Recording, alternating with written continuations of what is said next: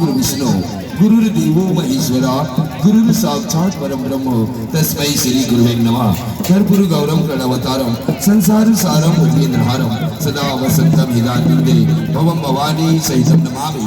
चंद्र देवता, होम देवता, मंगल देवता, बुद्ध देवता, बृहस्पति देवता, शुक्र देवता, शनि देवता, रवि देवता, सभी देवी देवताओं को प्रणाम करते हुए आज के इस कार्यक्रम में श्री शक्ति माई दुर्गा उत्सव समिति बड़े बाजार तखतपुर भैरव माता रानी के विसर्जन के कार्यक्रम में आप सभी भक्तों से मैं पुनः गुजारिश करूंगा, सच्चे दिल से दोनों हाथ ऊपर कर लें माता रानी के दरबार में। जयकारा शेरा वाली दबोल साचे दरबार की।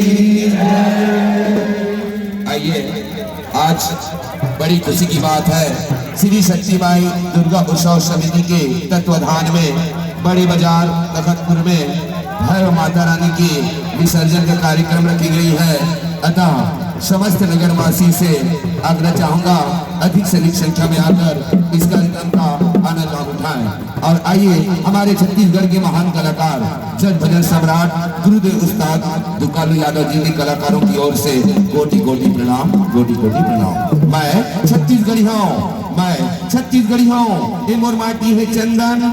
और माता रानी के विसर्जन में आप मन आहो, करत हूँ अभिनंदन, करत हूँ अभिनंदन, करत हूँ अभिनंदन। माथुआ गुलाल लगा के, माथुआ गुलाल लगा के भाई दुर्गा की जन्म माला पहना था।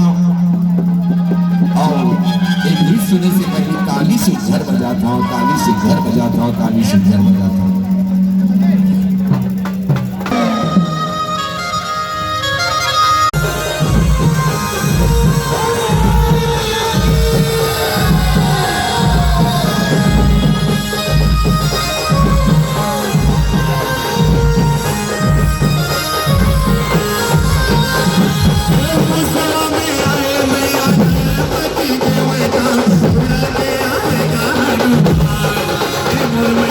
पूरा